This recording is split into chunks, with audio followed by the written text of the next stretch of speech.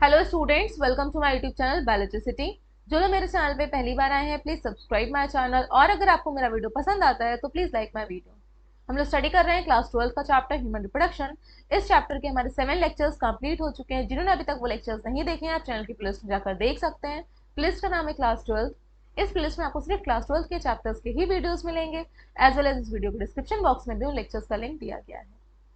आज के इस लेक्चर में हम लोग oogenesis को स्टडी करेंगे, the formation of female gamete that is ovum. और लास्ट लेक्चर में हम लोग ने स्पर्म के फॉर्मेशन को पढ़ा था, दैट इज स्पर्मेटोजेनेसिस। स्टार्ट करते हैं अपने टॉपिक को।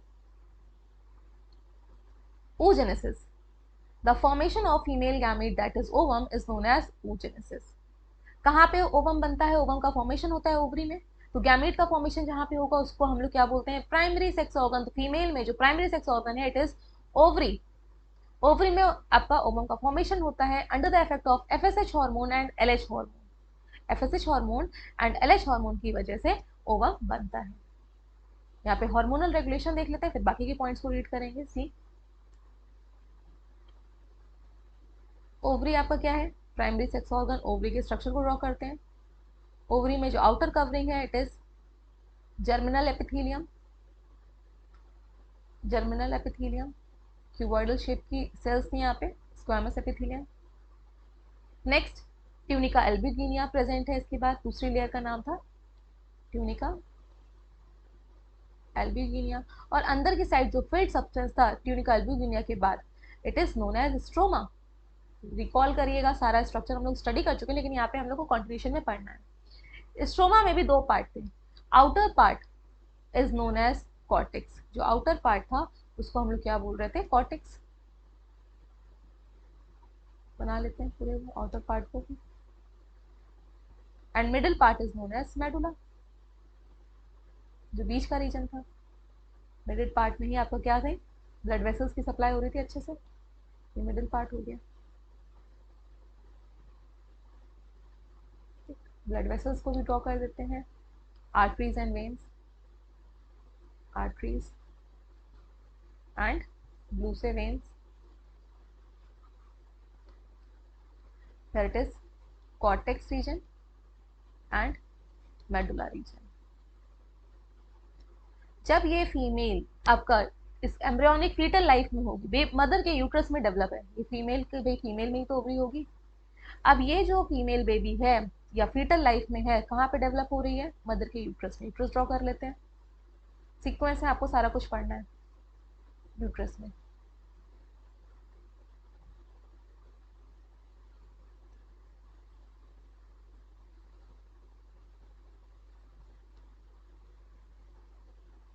यूट्रस हो गया। यहाँ पे कौन डेवलप कर रहा है, फीमेल बेबी। क्या है यहाँ पे, फीमेल बेबी। अब इस फीमेल बेबी में रिप्रोडक्टिव ऑर्गन भी तो डेवलप हो रहे होंगे। सपोज ये बेबी है, ठीक है, इसमें क्या डेवलप हो रहे होंगे, रिप्रोडक्टिव ऑर्गन। और रिप्रोडक्टिव ऑर्गन में हम किसकी बात कर रहे हैं, ओवरी की। इसकी ओवरी में फीटल लाइफ में ही डिसाइड हो जाता है कितनी ओवम को बनाने वाली सेल्स होंगी। फीटल लाइफ में ही आपका प्राइमरी, इस ओवरी के अंदर जो फीटल लाइफ में ये डेवलप हो रहा है, बेबी बेबी की बात कर रहे हैं जो यूट्रस में है, ठीक है, इसी में ये डिसाइड हो जाता है कितनी आपकी प्राइमरी oocytes होंगी कॉर्टेक्स रीजन में, प्राइमरी oocytes। एंड ये प्राइमरी oocytes सराउंडेड होती हैं नंबर ऑफ ग्रैनुलोसा सेल, जिनको हम लोग फॉलिकुलर सेल्स भी बोलते हैं। और फिर बाद में इनमें फर्दर मल्टीप्लाई नहीं होता है। फिर फर्दर आपकी न्यू प्यूबर्टी के बाद या फिर जब बेबी आ जाता है, पार्चुरेशन हो जाता है, तब एक भी आपकी प्राइमरी स्पर्मेटोसाइट नहीं बनती। पहले से जितनी बन गई फीटल लाइफ में उतनी ही होती है। ड्रॉ कर लेते हैं इनको भी। तो ये बेबी भाई बड़ी होगी, प्यूबर्टी वाली स्टेज में आएगी। कौन सी बेबी, ये वाली जो मैंने यहाँ पे लिखा है। ये यूट्रस आपका किसका है, मदर का है। भाई मदर में डेवलप हो रही होगी, तो हम यहाँ पे बात किसकी कर रहे हैं, ओवरी की, फीमेल की, बेबी की। तो उसकी ओवरी में जब ये बड़ी हुई, पार्चुरेशन हुआ, तो यहाँ पे sperm, sorry not sperm, ovum बनाने वाली सेल oocyte, जिसको हम लोग प्राइमरी oocyte बोलते हैं, वो होगी। ये छोटी छोटी कॉर्टेक्स रीजन में बहुत सारी होंगी, ठीक है। प्यूबर्टी तक ये सिर्फ बचती हैं 60,000 to 80,000 ही आपकी ये सेल्स बचती हैं, प्राइमरी oocyte। अब these primary oocytes are surrounded by number of granulosa cell, इसको सराउंड कौन करता है, ग्रैनुलोसा सेल से सराउंडेड होती है, नंबर ऑफ, या फिर आप फॉलिकुलर सेल्स भी बोलो, फॉलिकुलर सेल्स या फिर ग्रैनुलोसा सेल से सराउंड होती है। और ये कब बन जाती है, फीटल लाइफ में ही इनका फॉर्मेशन होता है, ध्यान से सुनिएगा इसको। इसी को ही हम क्या बोलते हैं, प्राइमरी फॉलिकल, प्राइमरी फॉलिकल। अब प्यूबर्टी के बाद या प्यूबर्टी के स्टेज में, मैचुरेशन वाले, जब रिप्रोडक्टिव ऑर्गन एक्टिव हो जाते हैं रिप्रोडक्शन के लिए, तब हम उस स्टेज को क्या बोलते हैं, प्यूबर्टी। तब आपका एक हार्मोन सिक्रीट होता है पिट्यूटरी से, पिट्यूटरी ग्लैंड है, ब्रेन के बेस पे प्रेजेंट है, पिट्यूटरी से हार्मोन सिक्रीट होता है। उस हार्मोन का नाम है एफएसएच। एफएसएच हार्मोन ब्लड के थ्रू कहाँ पे आ जाता है, ओवरी के पास। और एक प्राइमरी फॉलिकल को फॉलिकुलर सेल की ग्रैनुलोसा सेल को स्टिमुलेट करता है।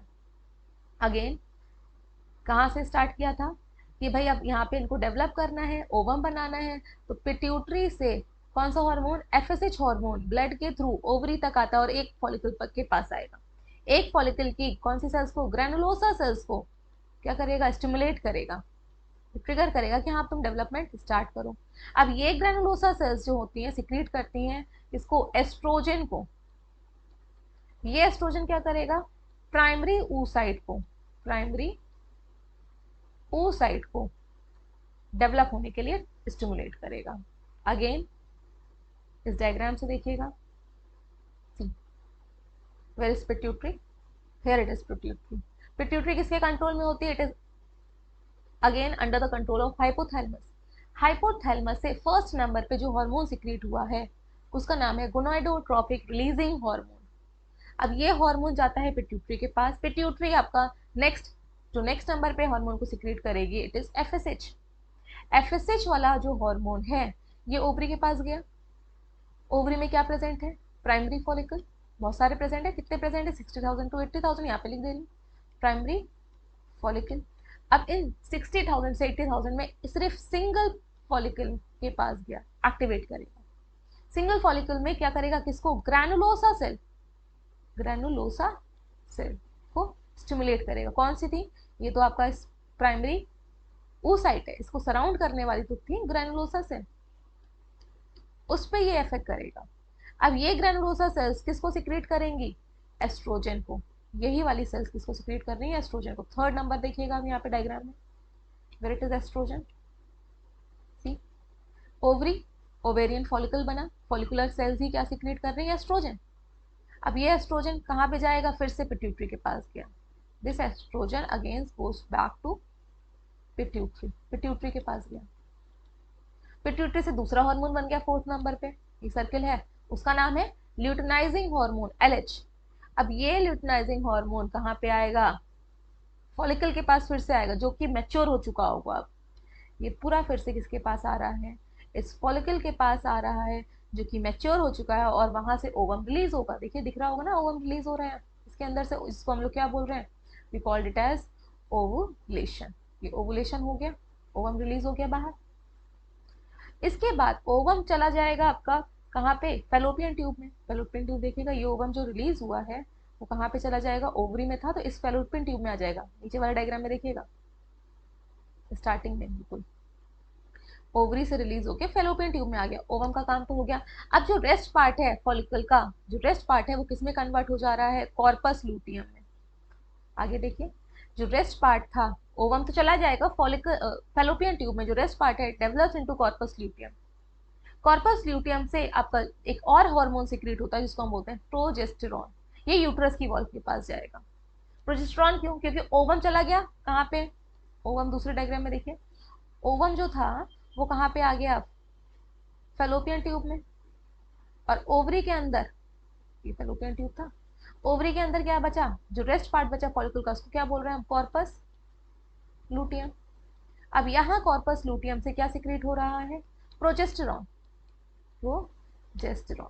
अब देखो ओवम जब रिलीज होगा उसके बाद प्रेगनेंसी आने के चांसेस हैं, अगर इस स्पर्म से फर्टिलाइजेशन हो जाता है तो प्रेगनेंसी के लिए जो हार्मोन रिस्पॉन्सिबल है इट इज प्रोजेस्टेरॉन, डेवलपमेंट के लिए। और ये प्रोजेस्टेरॉन यूट्रस के पास जाएगा। यूट्रस के पास क्यों जाएगा, यूट्रस की वॉल में 3 लेयर्स थी, कौन कौन सी थी? Ectoderm, mesoderm and endoderm. Endoderm आपकी क्या थी? हाईली वेस्कुलराइज थी, वो थिक होती है क्योंकि वहां पे न्यू लाइफ डेवलप होगी। तो यूट्रस की वॉल को भाई सिग्नल देता है, क्या देगा? कि अब तुम अपने आप को प्रिपेयर करो। थिक प्रिपेयर मतलब कौन होगा? एंडोमेट्रियम प्रिपेयर होगी। प्रिपेयर होगी कौन सी वॉल होगी? एंडोमेट्रियम, सबसे अंदर वाली। वहां पे ब्लड की वेसल्स की सप्लाई ज्यादा हो जाएगी क्योंकि वहां पे न्यू लाइफ आएगी, उसको नरिशमेंट की जरूरत है। तो प्रोजेस्टेरॉन सिक्रिएट हो रहा है। लेकिन क्या जरूरी है कि स्पर्म से फर्टिलाइजेशन हो? नहीं ना, स्पर्म से फर्टिलाइजेशन नहीं होता है।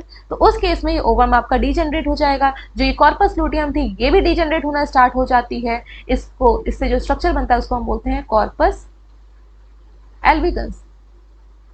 अब सारा कुछ अगर फर्टिलाइजेशन नहीं हुआ तो ये ovum along with the wall of the uterus ये बाहर आ जाता है। सारी ब्लड वेसल्स हैं वो सब बाहर आती हैं, जिसको हम बोलते हैं मेंस्ट्रुएशन। तो इस पूरे इवेंट में आपके टोटल कितने डेज लगते हैं? 28 डेज लगते हैं ओवम के फॉर्मेशन में, फिर डीजनरेशन में, यूट्रस की वॉल को प्रिपेयर होने में, फिर आपका वहां से अगर नहीं फर्टिलाइजेशन हुआ तो वो भी आपकी क्या होती है? शेड ऑफ होने लगती है। तो पूरा सीक्वेंस आपको याद रखना है। मैं यहाँ पे सीक्वेंस में लिख देती हूँ। फिर से एक बार हम लोग हार्मोनल रेगुलेशन का डायग्राम पढ़ेंगे। सबसे पहले ब्रेन, ब्रेन के बेस पे हाइपोथैलेमस, हाइपोथैलेमस के नीचे पिट्यूटरी, ये दो बना दिए। हाइपोथैलेमस, थैलेमस, और हाइपोथैलेमस के नीचे क्या है? पिट्यूटरी। हाइपोथ हाइपोथैलेमस से कौन सा हार्मोन सिक्रिएट हुआ? Gonadotropin releasing hormone.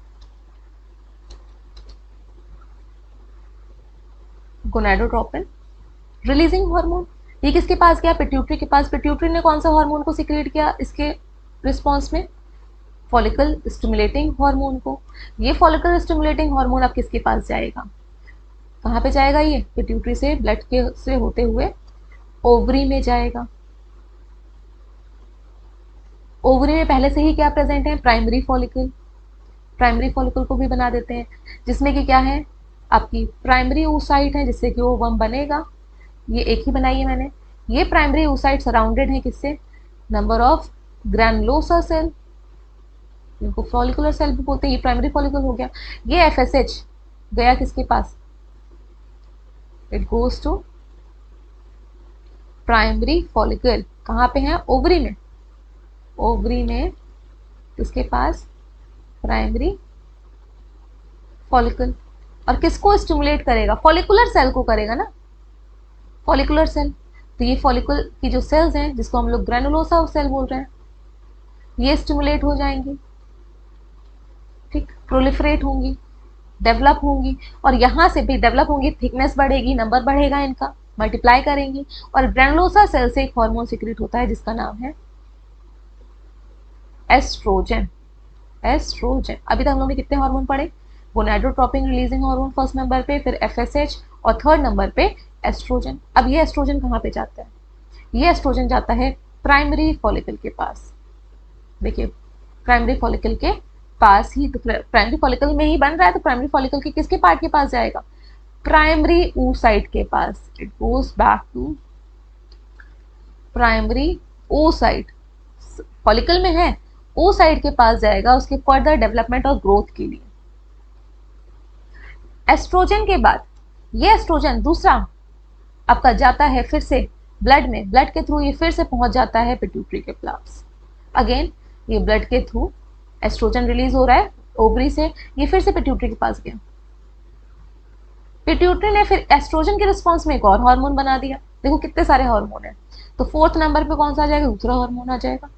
Fourth hormone, it is luteinizing hormone, LH hormone भी बोलते हैं। It is luteinizing hormone. Again ये हार्मोन पिट्यूटरी से, देखो कितना अच्छा सा सिग्नलिंग का प्रोसेस है, स्टेप बाय स्टेप हो रहा है। ये ल्यूटिनाइजिंग हार्मोन फिर से दोबारा लौट कर किसके पास आएगा?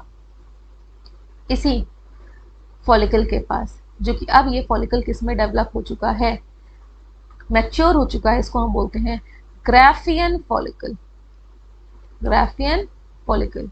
अब यही जो प्राइमरी फॉलिकल था, ये secondary follicle, tertiary follicle and mature हो जाता है, उसको हम ग्राफियन फॉलिकल बोलते हैं। तो यहाँ पे ड्रॉ कर लेते हैं ग्राफियन फॉलिकल को भी इसी के अंदर। ये ग्राफियन फॉलिकल हो गया, इसके अंदर ओवम है। अब भाई ग्राफियन फॉलिकल से ओवम को बाहर निकलना है, तो यहाँ पे साइड में देखिएगा इस तरह से, ये इसी के अंदर ओवरी के अंदर ये ग्राफिन फॉलिकल बस्ट हो जाता है और ओवम बाहर रिलीज हो जाता है। तो ये किसकी वजह से हो रहा है? एलएच हार्मोन की वजह से। जो ओवुलेशन हुआ है वो एलएच हार्मोन की वजह से हुआ है। फोर्थ नंबर पे अब जो ये रेस्ट पार्ट बचा, इसका क्या होता है? ये जो रेस्ट पार्ट है ये कन्वर्ट हो जाता है कॉर्पस लूटियम में। एक और स्ट्रक्चर है ओवरी के अंदर, भाई यही बनेगा, यही डेवलप हो गया, ओवरी के अंदर ही होता है, इसको हम बोलते हैं कॉर्पस लूटियम। अब ये कॉर्पस ल्यूटियम अगेन एक हार्मोन सिक्रीट करेगा, देखो कितना, फिफ्थ नंबर का हार्मोन यहाँ पे हो गया। कौन सा हार्मोन है? इसका नाम है प्रोजेस्टेरॉन। प्रोजेस्टेरॉन। तो ओवरी से दो हार्मोन यहाँ पे सिक्रीट हो रहे हैं, कौन कौन से हो रहे हैं? एक था हमारा एस्ट्रोजन और दूसरा है प्रोजेस्टेरॉन। अब ओवम जो है रिलीज होके कहाँ पे एंटर कर गया था? फेलोपियन ट्यूब में। वही फर्टिलाइजेशन होने के चांसेस है, अगर स्पर्म प्रेजेंट होगा तो प्रेगनेंसी होने के भी चांसेस होंगे। अब यूट्रस की वॉल भी तो अपने आप को प्रिपेयर करेगी, एंडोमेट्रियम जो है उसकी अपने आप को थिक कर लेगी, ब्लड वेसल्स की ज्यादा सप्लाई हो जाएगी, यहाँ न्यू लाइफ वहाँ पे डेवलप होगी, तो ब्लड वेसल्स ज्यादा हो, ब्लड की सप्लाई ज्यादा हो, ये सारे नरिशमेंट उसको मिल सके प्रॉपर, तो वो यूट्रस की वॉल पे अफेक्ट करेंगे। अगर वहाँ पे फर्टिलाइजेशन नहीं होता है तो अगेन ये जो कॉर्पस ल्यूटियम है वो डीजेनरेट कर जाएगी और बिल्कुल क्या बना लेगी? Corpus albicans. और सारा कुछ आफ्टर 28 डेज, ये सारा क्या लास्ट के जो टाइम होता है, फर्टिलाइजेशन नहीं होता है, तो ovum along with the blood vessels and uterus की जो वॉल है एंडोमेट्रियम, ये सारा कुछ शेड ऑफ हो जाती है, उसी को हम क्या बोल रहे हैं? मेंस्ट्रुएशन। ये डायग्राम अभी हम लोग ने फिर से रिपीट कर लिया था। यहाँ पे इस डायग्राम में नंबरिंग को सिर्फ अब हम स्टडी करेंगे। फर्स्ट नंबर पे कौन किसने काम किया? हाइपोथैलेमस से रिलीज हुआ गोनाडोट्रोपिन रिलीजिंग हार्मोन। सेकंड पे आपका ये पिट्यूटरी के पास गया, पिट्यूटरी ने सेकंड हार्मोन को सिक्रीट किया जिसको हम लोग क्या बोल रहे हैं? FSH hormone. एफएसएच हार्मोन किसके पास जा रहा है? आपका रेज कर दें, एफएसएच हार्मोन किसके पास जा रहा है? ओवरी के पास। ओवरी के फॉलिकल में, भाई फॉलिकुलर सेल पे एक्ट किया, फॉलिकल ने एक और हार्मोन को सिक्रीट किया, एस्ट्रोजन। एस्ट्रोजन फिर से पिट्यूटरी के पास गया, पिट्यूटरी से रिस्पॉन्स, पिट्यूटरी के रिस्पॉन्स में वहां से ल्यूटिनाइजिंग हार्मोन बना, ल्यूटिनाइजिंग हार्मोन की वजह से ओवुलेशन हुआ, ये आपका ओवम बाहर आ गया। रेस्ट जो स्ट्रक्चर फॉर्म हुआ it is corpus luteum. Corpus luteum से जो हार्मोन बन रहा है, क्योंकि जो तो रह गया ना ओवरी के अंदर जो पार्ट, वो आपका प्रोजेस्टेरॉन है। प्रोजेस्टेरॉन सिक्रीट हो रहा है, वो प्रेगनेंसी के काम आएगा, तो प्रोजेस्टेरॉन कहाँ पे अफेक्ट करेगा? यूट्रस में। तो ये 5 और 6 में प्रोजेस्टेरॉन ही का तो रोल है, यहाँ से सिक्रीट हुआ, तो नंबरिंग है स्टेप के इवेंट्स की। और after that estrogen and progesterone, अगर क्या होता है वहाँ पे प्रेगनेंसी नहीं होती है तो वहाँ पे क्या हो जाता है? मेंस्ट्रुएशन हो जाता है, सारा कुछ जो भी है डेवलपमेंट था, जो बॉल डेवलप हुई थी वो बाहर आ जाती, शट ऑफ हो जाती, किसके थ्रू? वजाना के थ्रू बाहर आ जाती है, एक्सटर्नल जेनिटलिया के थ्रू। ये हमारा था हार्मोनल रेगुलेशन का पार्ट। पॉइंट्स को अब रीड कर लेते हैं। सी, सबसे पहले हम लोगों ने क्या देखा था? oogenesis की definition. The formation of female gamete is called oogenesis। ये कहाँ पे होता है? ओवरी में होता है, under the effect of FSH hormone which is secreted by pituitary. oogenesis in human females start in the embryonic phase. जब बेबी, फीमेल बेबी मदर के यूट्रस में डेवलप होती है तभी oogenesis स्टार्ट हो जाता है, फीटल लाइफ में। प्राइमरी oocyte तभी बन जाती है जितनी बननी होती है, और उसके बाद after some time it stop हो जाती है।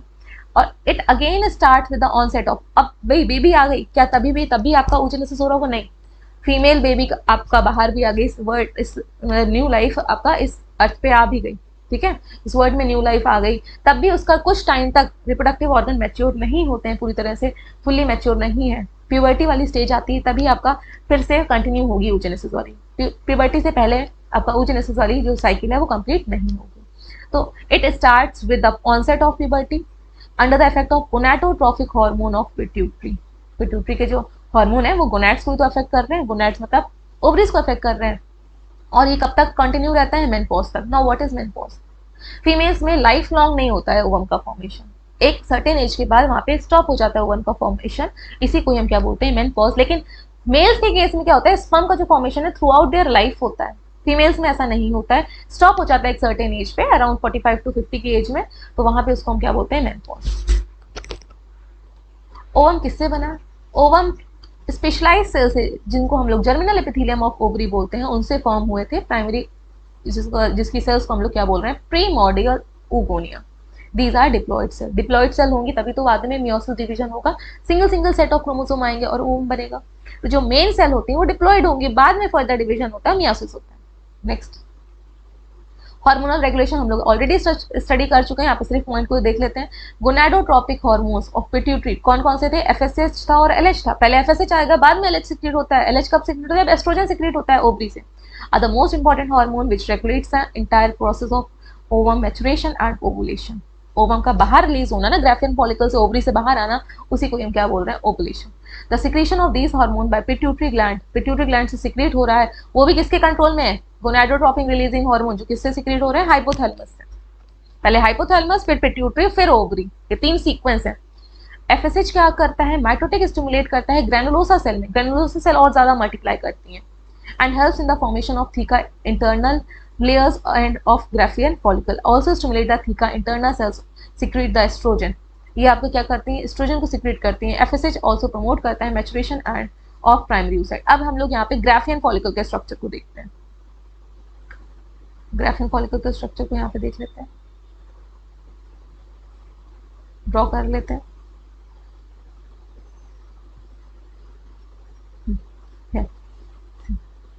क्या था बीच में आपका? Primary oocyte। प्राइमरी oocyte को कौन सा राउंड कर रहा था? ग्रैनुलोसा सेल, इसलिए हम इसको क्या बोल रहे हैं?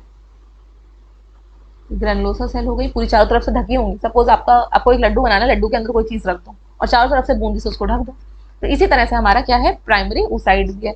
सारी सेल्स, छोटी छोटी सेल्स इसको कवर करे हुए चारों तरफ से। तो अभी पहले नंबर का है, इसके अंदर प्राइमरी oocyte है, प्राइमरी oocyte।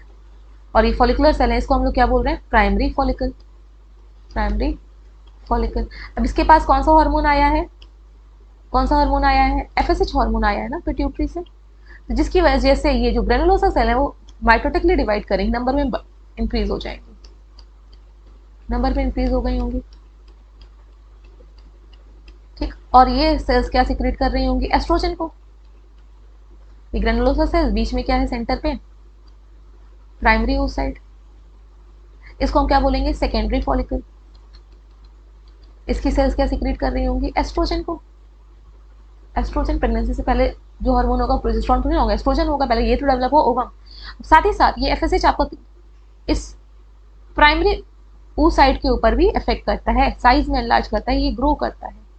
अब इसके बाद जो स्ट्रक्चर बनता है, ये ग्रेनुलोसा सेल है, इससे जो टर्शरी स्ट्रक्चर बनेगा, मैच्योर स्ट्रक्चर बनेगा, उसको ही हम क्या बोलते हैं? Graafian follicle.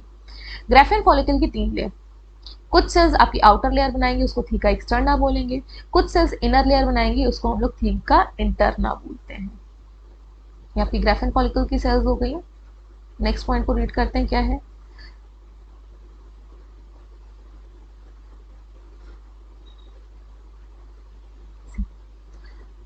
FHS stimulate the mitotic division in granulosa cell। granulosa cell में mitotic division हुआ, तभी तो बढ़ गई थी। A formation of theca interna layers of Graafian follicle, दो लेयर बनी, theca externa, theca interna. Interna वाली लेयर सेल्स कौन क्या सिक्रेट करती?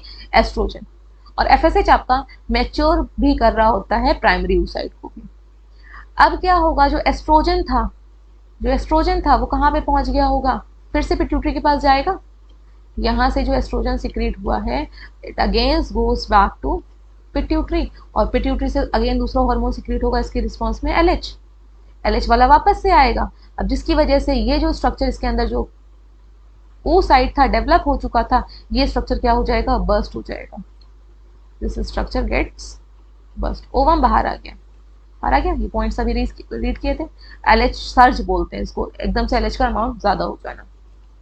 तो एलएच, जिसको हम लोग ल्यूटिनाइजिंग हार्मोन भी बोलते हैं, plays supporting role in oogenesis। It stimulate theca cells को to secrete little amount of androgenic hormone. अब एंड्रोजेनिक हार्मोन को लिटिल अमाउंट में सिक्रेट करो, these are diffuse to the granulosa cells where these are used as precursors to form as estrogen. पहले estrogen को form कर रही थी। एलएचई stimulate करता है ओवुलेशन को। नेक्स्ट टॉपिक देख लेते हैं। अब हमारा जो मेन टॉपिक है वो स्टार्ट कर रहे हैं, oogenesis। टू द पॉइंट अब पढ़ना है। अगर आपको oogenesis में पहले ही बता दी तो आपको पता कैसे चलता कि किस स्टेप के बाद oogenesis स्टार्ट होता है। तो oogenesis मेन क्या है? स्पर्मेटोसाइट, जो प्राइमरी स्पर्मेटोसाइट थी, उसी को ही डेवलपमेंट को ही हम क्या बोलते हैं? oogenesis। तो यहाँ पे हम सिर्फ किसकी बात करेंगे? प्राइमरी oocyte की। सी, ये रही प्राइमरी oocyte, ये बहुत सारी बनती हैं, माइटोसिस डिफरेंशिएशन से, माइटोसिस डिवीजन से बहुत सारी बनेंगी। कब बनती हैं? फीटल लाइफ में। देखिए इसको हम बोलते हैं multiplication phase. This is known as multiplication phase. Multiply कर रही है ना, बहुत सारी प्राइमरी oocyte बन रही, कौन सी स्टेज में बन रही? फीटल लाइफ में, मल्टीप्लिकेशन फेज। यही मेन oogenesis है, आपको यही डायरेक्टली बताना है। जो प्राइमरी oocyte है बहुत सारी बनती हैं फीटल लाइफ में, डिवाइड होती है माइटोसिस डिवीजन से, और सबकी प्लॉइडी कितनी होगी? These all are 2 and diploid cells होंगी, क्योंकि जो क्रोमोसोम है, डीएनए कंटेंट है, डबल के सेट में, पेयर में। अब भाई बर्थ हो गया, बर्थ होने के बाद क्या ये डेवलप होंगी? नहीं। बर्थ होने के बाद चाइल्डहुड स्टेज आएगी, फिर प्यूबर्टी आएगी। प्यूबर्टी के बाद ही जब रिप्रोडक्टिव ऑर्गन आपके फुली मैच्योर हो जाते हैं, रिप्रोडक्टिवली एक्टिव हो जाते हैं, उसी स्टेज को हम लोग प्यूबर्टी बोलते हैं। तो प्यूबर्टी के बाद आपका एक प्राइमरी oocyte एक टाइम पे मैच्योर होती, सारी नहीं होती है। प्यूबर्टी के टाइम पे एक ओवरी में 60,000 टू 80,000 प्राइमरी oocyte थे, प्राइमरी फॉलिकल थे। एक बार में एक ही जो है प्राइमरी oocyte या प्राइमरी फॉलिकल डेवलप होता है। तो प्यूबर्टी में अब जो ये प्राइमरी oocyte थी, प्यूबर्टी के स्टेज में 2 सेल में डिवाइड हो रही है। एक स्मॉलर सेल दिख रही होगी आपको, और एक लार्जर सेल दिख रही होगी, दिख रही है? स्मॉलर सेल जिसको हम पोलर बॉडी बोलते हैं, फर्स्ट पोलर बॉडी। और दूसरी वाली है जो लार्जर सेल है, जिसके पास ज्यादा साइटोप्लाज्म है, ज्यादा मतलब न्यूक्लियस तो सेम ही होगा, तो न्यूक्लियस का कंटेंट आपका हाफ हो गया है, इसको हम लोग बोल रहे हैं सेकेंडरी oocyte। तो साइड में क्रोमोसोम नंबर भी दे रखे गए हैं। क्रोमोसोम नंबर देखिएगा, प्राइमरी oocyte में ये मदर सेल है ना, अभी पेयर में है। इसके बाद मियोसिस होता है, तो मियोसिस में 2 डिवीजन होते हैं, मियोसिस फर्स्ट होता है, मियोसिस सेकंड होता है। तो ओवम तो एक बनता है, स्पर्म तो आपके एक प्राइमरी स्पर्मेटोसाइट से 4 बनते हैं, लेकिन ओवम आपका एक प्राइमरी oocyte से सिर्फ एक ही बनता है। तो मियोसिस से 4 जो सेल बनती है, उसमें से एक ही डेवलप होती है, बाकी जो 3 बनती हैं वो स्मॉलर बनती हैं, उनका कोई काम नहीं होता, डीजेनरेट हो जाती हैं। तो पहला जब डिवीजन हुआ तो आपके क्रोमोसोम नंबर हाफ हो गया, 23। जो स्मॉल सेल बनी थी उसको फर्स्ट पोलर बॉडी बोल रहे हैं, पोलर की स्पेलिंग गलत है, पोलर बॉडी बोल रहे हैं, और जो लार्जर वन थी उसको हम सेकेंडरी oocyte बोल रहे हैं। इसी स्टेज पे ओवुलेशन के टाइम पे ये शेड होता है, सेकेंडरी oocyte है, यही हम इसको ओवम बोलते हैं, लेकिन सेकेंडरी oocyte ही आपका जो होता है ओवुलेट होता है, ग्रेफिन फॉलिकल से बाहर रिलीज होता है। इसके बाद फर्दर एडल्ट रिप्रोडक्टिव लाइफ में, एडल्ट स्टेज में ये सेकेंडरी पोलर बॉडी फॉर्म होती है। ये जो सेकेंडरी oocyte फिर से डिवाइड होगा, एक सेल 2 में डिवाइड होती है, और जो मेन है आपका ओवम फॉर्म होता है। ओवम एडल्ट रिप्रोडक्टिव लाइफ में ये आपकी, इसमें भी 23 क्रोमोसोम होते हैं। एक बार पहले हम स्टेजेस को देख लेते हैं सारी। 3 स्टेजेस में डिवाइडेड है oogenesis के स्टेप, यहीं से ही स्टार्ट है oogenesis। मल्टीप्लिकेशन फेज, सबसे पहले प्राइमरी oocyte का नंबर बढ़ जाए, कब होता है? फीटल लाइफ में होता है। उसके बाद ग्रोथ होती है, ग्रोथ के बाद मैचुरेशन होता है। मल्टीप्लिकेशन फेज में देखिए एम्ब्रियोनिक फेज में हो रहा होता है, जब फीमेल बेबी डेवलप हो रही होती है। In early stages of intra uterine life, 3rd to 4th month में ही, जब ये baby third embryonic development 3rd और 4th मंथ का ही हुआ है, बेबी जब यूट्रस के अंदर है, प्रीमोर्डियल जर्म सेल में ओवरी की डिवाइड होती हैं और क्या बनाती हैं? Diploid oogonia। और 5th मंथ में मल्टीप्लिकेशन ऑफ oogonia स्टॉप हो जाता है। इसके बाद बर्थ के बाद भी एक भी oogonia नहीं बनती है। Now the next is growth phase. New oogonia absorb a large amount of nutrition from the surrounding medium and become larger in size। अब इनको क्या बोल देते हैं हम? Primary oocyte। ग्रोथ फेज हो गई। प्राइमरी oocyte में एक बार में एक ही डेवलप होती है, FSH जो आता है पिट्यूटरी से, तो जितनी भी प्रेजेंट होती है एक वन एट अ टाइम होता है आपका। मैचुरेशन फेज, ये आपको अच्छे से पढ़ना है। नाउ oogonia स्टार्ट मियोसिस, उसमें मियोसिस हो रहा है और मियोटिक डिवीजन अरेस्ट हो जाता है when oogonia enters the prophase of meiosis first. Meiosis first में ही अरेस्ट हो जाएगा। The oogonia remain as such up to puberty stage. 4 आपका देखिएगा, यहाँ पे ड्रॉ कर देते हैं। ये प्राइमरी oocyte था। इसके बाद प्यूबर्टी वाले स्टेज में स्टार्ट तो हो गया, मियोसिस जो फर्स्ट है, डिवाइड नहीं हुई, मियोसिस फर्स्ट के प्रोफेज में ही अरेस्ट हो जाती है, क्रोमोसोम बन गए, खत्म। अब जब तक प्यूबर्टी नहीं आती इसमें कोई काम नहीं होता है, इसमें प्रोफेज में अरेस्ट हो गए, रुक गए, काम हो रहा था आधा, रुक गया। अब प्यूबर्टी आने पे क्या होता है? During puberty their development start again under the effect of pituitary hormone, but one at a time. हो गया ये point. Next point, when puberty is achieved, ovulation is about to occur. Only one of the primary oocyte जो ovulate करेगी complete the first meiotic division, उसी में पहला meiotic division होता है। एक स्मॉलर सेल बनती है जिसको हम लोग क्या बोलते हैं? First polar body. First polar body, और जो दूसरी लार्जर सेल बनती है उसको हम लोग क्या बोलते हैं, सेकेंडरी oocyte। इसकी जो प्लॉइडी होती है वो एन होती है, हैप्लॉइड होता है, और प्राइमरी oocyte क्या थी, डिप्लॉइड थी। After result of meiosis first, the primary oocyte give rise to two haploid cell. One is larger, known as secondary oocyte. Smaller को आप first polar body. Next, the first polar body remain associated with the primary oocyte. Primary oocyte से जुड़ी हुई रहती है। इसके बाद जो दूसरी है, mean time the surrounding granulosa cell form graphene follicle and secondary oocyte become the large part of the rest in on discus proligerous mass। अब देखिएगा यहाँ पे स्ट्रक्चर को, सारे स्ट्रक्चर को हम स्टडी करते हैं। इस स्ट्रक्चर से हम लोग डायग्राम से स्टार्ट करेंगे। सबसे पहले क्या था, प्राइमरी ओवन दिख रहा है, प्राइमरी ओवन बीच में, प्राइमरी ओवम। अब एफएसएच हार्मोन की वजह से ये सेकेंडरी ओवम टर्शियरी ओवम में कन्वर्ट हुआ, सेकेंडरी ओवम डेवलपिंग फॉलिकल जिसको बोल रहे हैं, और मैच्योर होने के बाद इसको क्या बोल रहे हैं, ग्राफियन फॉलिकल। ग्राफियन फॉलिकल में यहाँ पे आपको ये जो स्ट्रक्चर है अंदर oocyte में जो डेवलप हो रहा होगा, ये आपका क्या है, सेकेंडरी oocyte है, सेकेंडरी oocyte, यही हम बोलते हैं ओवम है, ठीक है, इसी को ओवम बोल देते हैं। और फिर बाद में ये पूरा ग्राफियन फॉलिकल देखो यहाँ पे रप्चर हो चुका है, ओवम बाहर आ गया है, इसको हम बोलते हैं ओवुलेशन, ओवुलेशन। और जो रेस्ट पार्ट था ग्राफियन फॉलिकल का, जो ये इतना रेस्ट पार्ट था, अब जो बचा कुचा पार्ट है ये डेवलप हो जाता है किसमें, कॉर्पस लूटियम में डेवलप हो गया। कॉर्पस लूटियम अगर फर्टिलाइजेशन होता है तो ठीक है, नहीं तो फिर वो भी डिजेनरेट हो जाता है कॉर्पस एल्बिकस में। Now the structure of an ovum, ovum का और हम लोग ग्राफियन फॉलिकल का स्ट्रक्चर को देख लेते हैं। तो पहले हम लोग ग्राफियन फॉलिकल के स्ट्रक्चर को देखेंगे, फिर ओवम, क्योंकि पहले तो कौन बना, ग्राफियन फॉलिकल बना ना। ये देखिएगा, ये ग्राफियन फॉलिकल का स्ट्रक्चर है, इसमें oocyte कहाँ है, बीच में है oocyte, ये वाली सेल, ठीक है, इट इज oocyte। अब भाई ग्राफियन फॉलिकल की सेल बहुत सारी हो गई थी ना, उसने लेयर बना ली थी अलग अलग, आउटर वाली को थीका एक्सटर्ना, इसके बाद थीका इंटरना, और इन दोनों के बीच में जो दूसरी मेम्ब्रेन प्रेजेंट है, बेसमेंट मेम्ब्रेन। बेसमेंट मेम्ब्रेन के बाद में आपको क्या पढ़ना है, ग्रेनुलोसा सेल्स, भाई अंदर भी ये लेयर बना ली थी, सब्सटेंस सिक्रेट हुआ था तो थीका एक्सटर्ना और इंटरना बन गई, और जो सेल्स हैं वो क्या बना रही है, ग्रेनुलोसा सेल्स। इसके अंदर जो ये कैविटी दिख रही है ये एंट्रम इसको बोलते हैं, this cavity is known as antrum, और इसके अंदर एंट्रल फ्लूइड भरा होता है। अब ये जो ओवम है यहाँ पे देखो एक स्ट्रक्चर से अटैच्ड है, इतना पूरा जो है ये आपका पूरा एक स्ट्रक्चर से अटैच्ड है, ये वाला, इसी को ही पूरा ओवम, हवा में तो है नहीं, स्ट्रक्चर से लेयर से अटैच्ड है, इसको हम क्या बोल रहे हैं, डिस्कस प्रोलिग्रस। यही आपका क्या है, डिस्कस प्रोलिग्रस। इतना ही आपको याद करना है। अब हमें क्या पढ़ना है, फिर से ओवम के स्ट्रक्चर को, तो इतने अंदर वाले पार्ट को ही सिर्फ देखेंगे, सिर्फ इतने पार्ट को। इसमें कौन कौन सा पार्ट होता है वो भी स्टडी कर लेते हैं डायग्राम से ही। अब कुछ ग्रेनुलोसा सेल जब ओवुलेशन होता है ना, तो ओवुलेशन में सिर्फ आपका सेकेंडरी oocyte, आप बोल सकते हो ओवम ही नहीं आता, कुछ आपका क्योंकि सराउंडिंग में ग्रेनुलोसा सेल भी है वो भी बाहर आ जाती है। अब ग्रेनुलोसा सेल्स जो आपका ओवम से अटैच रह गई, जो ओवम से अभी भी अटैच्ड है, उससे जो लेयर बनती है उसको हम बोलते हैं कोरोना रेडिएटा, कोरोना रेडिएटा। इस ओवम के चारों तरफ जो एक मेम्ब्रेन होगी उसको हम जोना पेलिसुडा बोलते हैं, और ओवम की मेम्ब्रेन को पेरीविटलाइन मेम्ब्रेन बोलते हैं।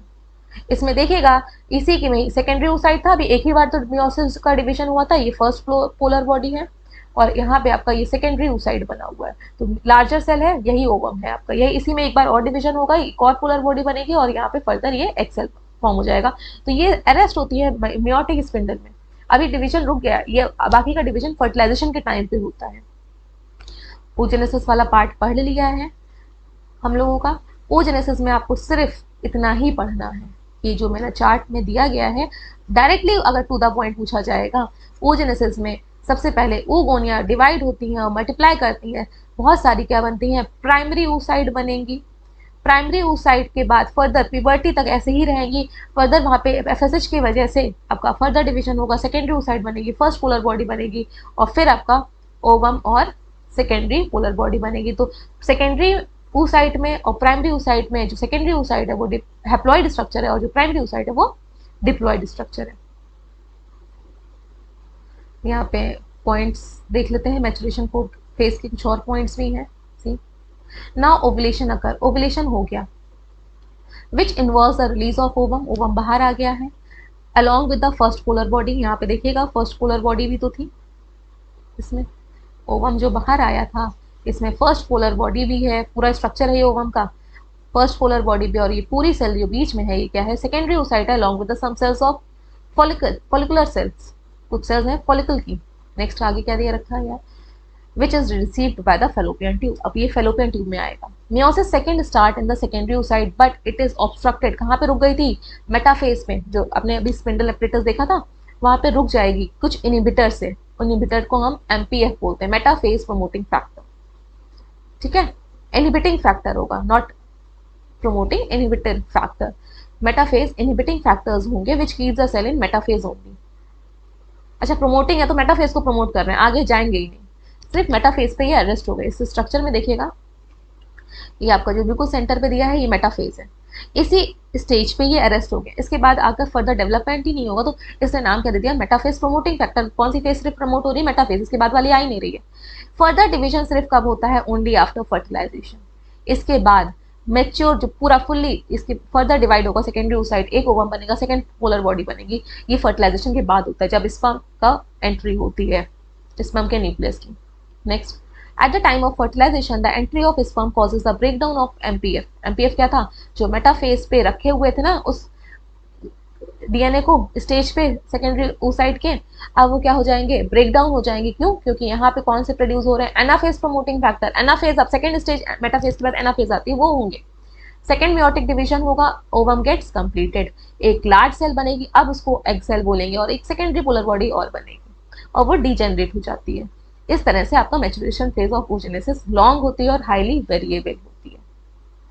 Next, structure of ovum already हम लोग डिस्कस कर चुके हैं, यहाँ पे एक बार लाइंस को स्टडी कर लेते हैं. The ovum that is shut from the ovary is not fully mature. In fact a secondary oocyte which is undergoing second meiotic division to form mature ovum. इसके बाद जो ग्रेनुलोसा सेल उससे बची हुई हैं, नहीं अच्छा, ग्रेनुलोसा सेल से कहाँ गिरा? कोरोना रेडिएटा बनता है. थर्ड पॉइंट रीड करिएगा. Some granulosa cells can be seen sticking to the outside of the zona pellucida. Zona pellucida क्या है? इस जो ओवम है, जो आपका ओवम बना, सेकेंडरी oocyte बनी, इसके चारों तरफ एक लेयर होती है, लेयर फॉर्म होती है. इसके चारों तरफ पतली सी लेयर बना देते हैं, चारों तरफ एक लेयर फॉर्म हुई, इसको हम लोग बोलते हैं zona pellucida. This is known as zona pellucida. इस जोना पेलिसुडा के चारों तरफ क्या होगा? कुछ सेल्स ग्रेनुलोसा वाली रह गई हैं, क्या बना रही हैं? Corona radiata. और इसमें कोई भी न्यूक्लियस, इस सेल के अंदर न्यूक्लियस अलग से नहीं दिखेगा कि हाँ ये न्यूक्लियस है, साइटोप्लाज्म है, क्योंकि अभी तो ये डिवीजन वाली फेज पे अरेस्ट हो गई है. क्या दिखता है? सिर्फ इसके अंदर स्पिंडल एपरेटस और साथ में छोटा सा एक और पोलर बॉडी. आगे देखिएगा. If the sexual intercourse takes place, अगर सेक्सुअल इंटरकोर्स होता है, दैट मीन स्पर्म आपका ट्रांसफर होते हैं फीमेल की बॉडी में, सीमेन ट्रांसफर होता है. The spermatozoa are deposited in the vagina, swim into the uterus. Uterus से होते हुए कहाँ पे चले जाएंगे? Fallopian tube, that means uterine tube में चले जाएंगे. One of these spermatozoa made to fertilize with the ovum. एक स्पर्मेटोजोआ स्पर्म आपका फर्टिलाइज हो जाएगा ओवम से, और अगर ऐसा होता है तो फिर एम्ब्रियो आपका इम्प्लांट हो जाता है यूट्रस की वॉल में, जिसको हम लोग क्या बोलते हैं? Placentation. On the other hand, if the ovum या secondary oocyte is not fertilized, it dies and its debris pass out through the uterus and vagina. Uterus से सारा डेब्रिस बाहर आ जाता है, यूट्रस की वॉल भी शेड ऑफ होती है, उसी को हम क्या बोलते हैं? Menstrual bleeding. Next, after it release from the ovary, the ovum is easily carried to the nearby Fallopian. जिस साइड की ओवरी होगी उसी वाले फेलोपियन ट्यूब में चला जाएगा. किससे जाता है? कुछ जो फ्लूइड डिस्चार्ज होता है आपका फॉलिकुलर सेल से, और कुछ आपका पास होता है किससे? सीलिया से, जो कि कहाँ पे प्रेजेंट होते हैं? ट्यूब में. Activity of the ciliated cells of tube. Tube की सेल्स में सीलिया प्रेजेंट होते हैं. ठीक है, हेयर लाइक एक्सटेंशन होते हैं अंदर की साइड से. The ovum slowly travels through the tube, और यूट्रस में फिर पहुंच जाएगा. और कितने दिन तक रहेगा फिर वहां पे? ये ट्यूब है 3 से 4 दिन तक वेट करता है कि हाँ स्पर्म आते हैं तो ठीक है, नहीं आते तो फिर वो बाहर डिजेनरेट हो जाएगा. स्ट्रक्चर ऑफ द ओवम, फिर से ओवम का स्ट्रक्चर आ गया यहाँ पे डिटेल में. The cell membrane of ovum is known as vitelline membrane. यहाँ पे देखिएगा, इसकी जो सेल मेम्ब्रेन है, ये वाली ओवम ड्रॉ करा था, ये वाली अंदर, इसको हम लोग क्या बोलते हैं? Vitelline membrane. विटलाइन मेम्ब्रेन के बाद बिटवीन द मेम्ब्रेन या फिर विटलाइन मेम्ब्रेन और zona pellucida is a distinct space, जिसको हम लोग पेरीविटलाइन स्पेस बोलते हैं. इसी में ही आपकी फर्स्ट पोलर बॉडी प्रेजेंट होती है. देखिएगा स्ट्रक्चर ऑफ ओवम, इसी जोना पेलिसुडा, ये रही जोना पेलिसुडा। इसके बीच में जो स्पेस है इसको हम लोग क्या बोल रहे हैं, perivitelline space. Clear, perivitelline line space. और पेरीविटलाइन स्पेस के बाद जो इसकी लेयर है इसको क्या बोल रहे हैं हम लोग, जो मेम्ब्रेन है ओवम की, खुद इस सेल की, इसको हम लोग बोल रहे हैं विटलाइन मेम्ब्रेन। और इसी स्पेस में ही first polar body. The ovum is large cells and measure more than 100 micrometre से ज़्यादा होता है डायमीटर में, और बाकी की जो सेल्स होती हैं वो लेस देन 10 माइक्रोमीटर्स होती हैं। ओवम, ह्यूमन का जो ओवम होता है it is alecithal, it does not contain yolk, that means इसके अंदर योग नहीं होता है। जैसे अगर हम एग की बात करते हैं, एग में योग प्रेजेंट होता है ना, तो ओवम में नहीं होता है, एलेसिथल होता है। और human ovum is non cleidoic. Cleidoic, non cleidoic मतलब क्या है कि हम लोग का भाई एग के कोई हार्ड कवरिंग तो बनती नहीं है, शेल लाइक स्ट्रक्चर तो बनता नहीं है, तो हम लोग इसको बोलते हैं ह्यूमन का जो ओवम है वो नॉन क्लियोडोइक है। एनसीईआरटी का डायग्राम देख लेते हैं ओवम का। देखिएगा, ये ओवम है, इसके अंदर न्यूक्लियस और साइटोप्लाज्म अलग अलग नहीं दिखता है। बाहर वाली लेयर को क्या बोल रहे हैं, जोना पेलिसुडा। ओवम की जो मेम्ब्रेन थी उसको हम लोग क्या बोलते थे, विटलाइन मेम्ब्रेन। इसकी जो मेम्ब्रेन है, इसको ओवम की membrane, it is known as vitelline membrane. और इन दोनों के जो बीच में जोना पेलिसुडा एंड इसके बीच में जो स्पेस है इसको हम लोग क्या बोल रहे हैं, विटलाइन स्पेस। और जो सेल्स चिपक के रह गई हैं, अटैच्ड हैं आपकी ग्रेनुलोसा सेल्स, जब ओवुलेशन हुआ तो उससे क्या बन रहा है, corona radiata. This is all about oogenesis and hormonal regulation that takes place in oogenesis.